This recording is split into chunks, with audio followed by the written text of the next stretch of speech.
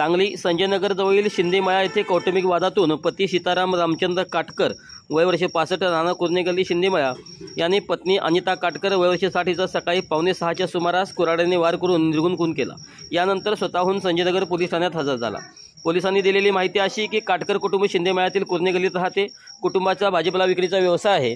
काटकर यांना एक मुलगा आहे। पत्नी सतत वाद करत असल्यामुळे पती सीताराम हा त्रस्त झाला होता।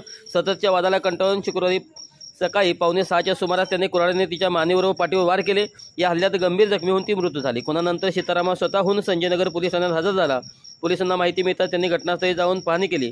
त्यानंतर पंचनामा केला। पत्नी अनिता सतत भांडण करत असल्यामुळे तिचा खून केल्याची कबुली दिली। खुनाची माहिती मिळताच पोलीस निरीक्षक सूरज बिजली यांनी घटनास्थळी जाऊन पाहणी केली। पोलीस उपाधीक्षक विमल एम यांनी पोलीस ठाण्यात येऊन माहिती घेतली। पोलीस हवालदार सुदर्शन खोत यांनी सरकारतर्फे फिर्याद नोंदवली आहे। संशयित आरोपी सीताराम याला अटक करण्यात आली आहे। पोलीस निरीक्षक सूरज बिजली अधिक तपास करत आहेत।